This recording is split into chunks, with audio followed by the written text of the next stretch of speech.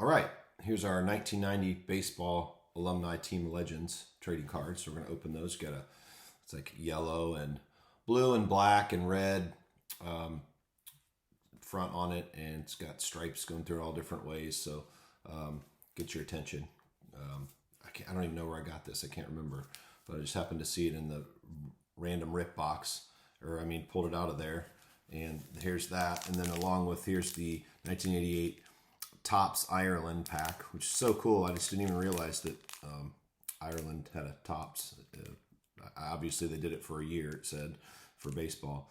So here's that pack. So you can see one's a little bit smaller than the other, and I'll put the cards together and show you that too. And on the back, it does say made by Topps Ireland right there. It's hard to see it, but I'm trying to show it to you on the YouTube portion here.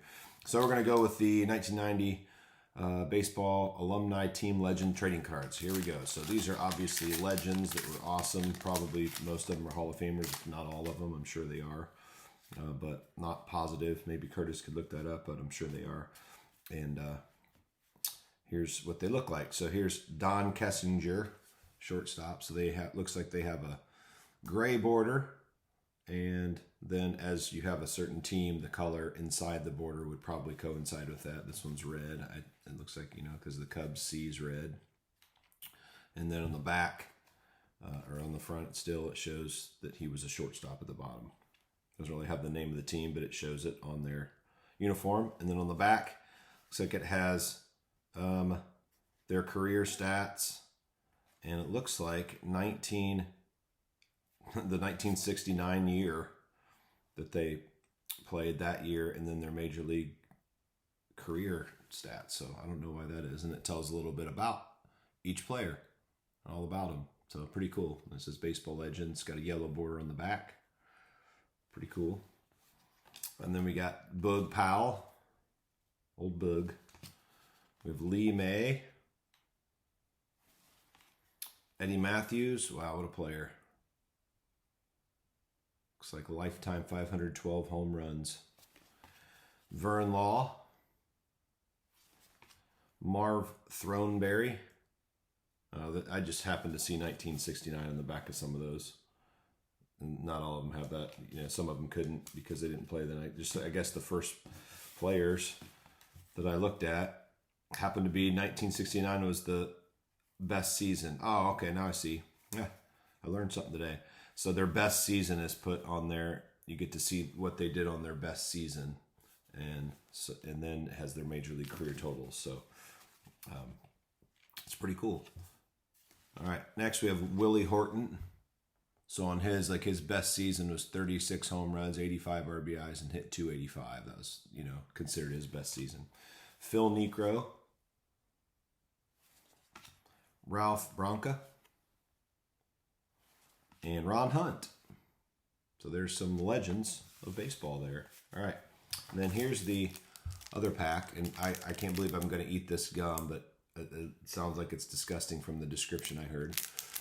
It's called Topps American Baseball, but it's made by Topps Ireland and distributed, I guess, everywhere. But since I have this, but in America, in the United States of America, but they obviously printed these in Ireland or in Europe to start with. So here's what they look like. Here's the gum. Yikes! Look at that gum. It's a little piece of gum. So here's the size of the cards. There's a regular size card, and then these Topps American Baseball, produced by Topps Ireland, are a little bit smaller. Okay, and they have a white border. Actually pretty cool. Some stars up there. Then it has the name of the team on the top, and the bottom has the name of the player. This is Frank Viola, and then his where he played, what position. She's a pitcher. It says Topps down the bottom. Here's the little piece of gum. It's, if you're looking on YouTube, it's pretty small compared to a piece of gum from the actual, the wax packs of in the United States. Oh my goodness. It's just as bad, if not worse. But hopefully I'm okay. It's just like going down my throat, which is sugar, great for a diabetic.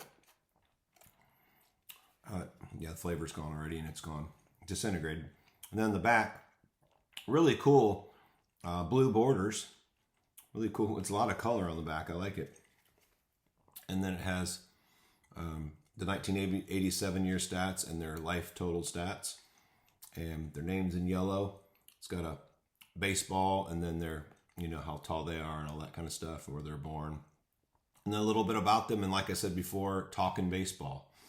So if you don't know, it's like it said, a dummy's guide to baseball. It says a strike is a legal pitch called by the umpire due to one of 7 factors.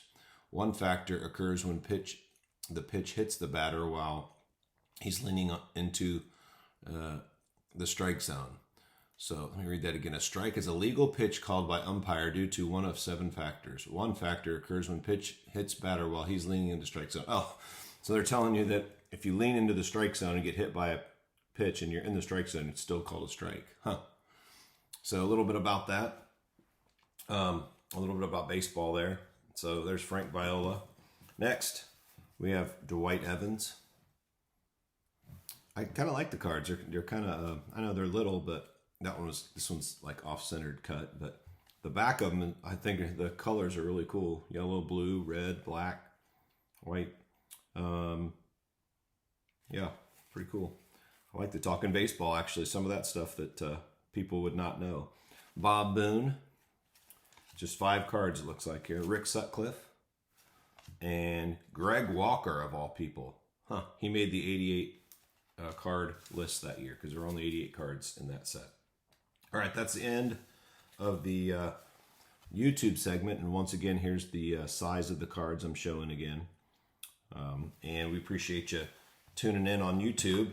And make sure you subscribe, comment, all that kind of stuff, like, and you can get in on your name in a drawing to receive these cards from the episode and some free wax packs. And this week's winner of episode 104 is Tristan Glenn. Thanks, Tristan, for your support. Appreciate it. All right, we're going to go finish up the episode.